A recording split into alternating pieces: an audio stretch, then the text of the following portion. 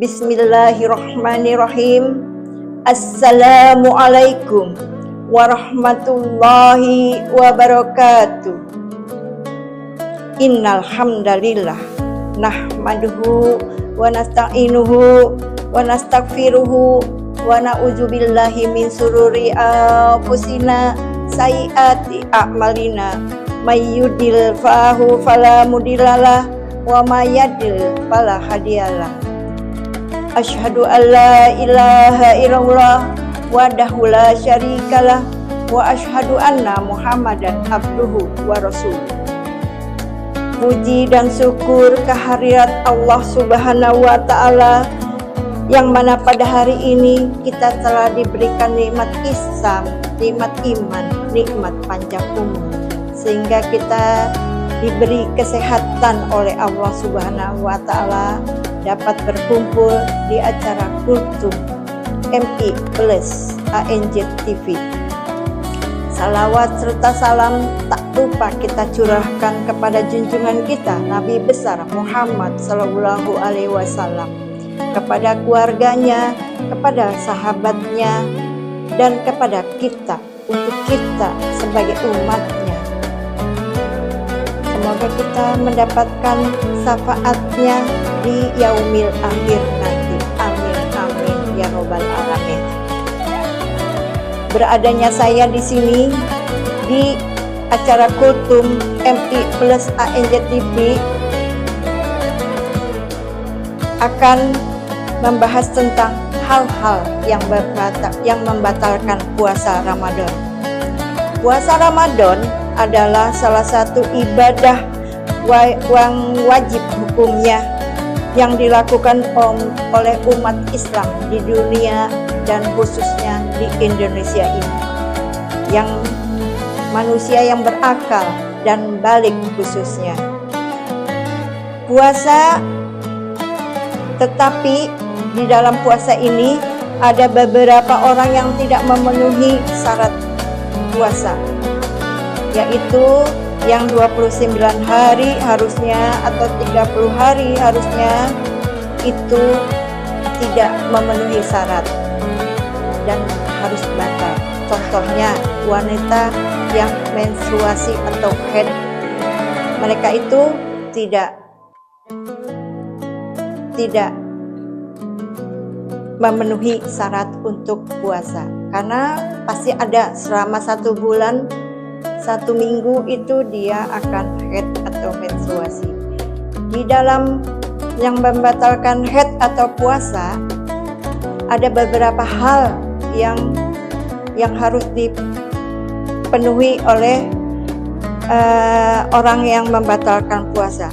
Contohnya pertama, memasukkan sesuatu ke dalam tubuh dengan sengaja, seperti yang disampaikan dalam Al-Quran surat Al-Baqarah ayat 187, yang artinya makan dan minumlah hingga jelas bagimu antara benang putih dan benang hitam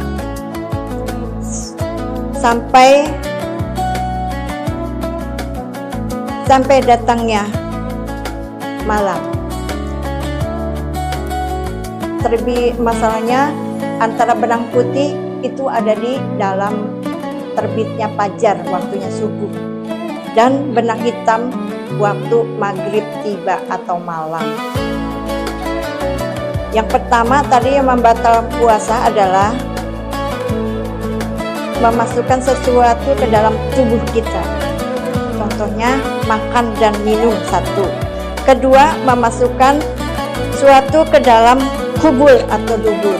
Kubul adalah sesuatu untuk alat kita kencing untuk laki-laki dan perempuan. Sedangkan dubur bokong kita atau pantat kita ya. Contohnya ada orang demam tinggi. Nah, dia harus dimasukkan obat ke dalam duburnya. Pada saat itu pula puasanya batal. 1, 2, 3, 4. Muntah dengan sengaja. Hal ini sesuai dengan hadis Rasulullah dari Abu Hurairah radhiyallahu anhu yang mengatakan bahwa Nabi Muhammad SAW bersabda, barang siapa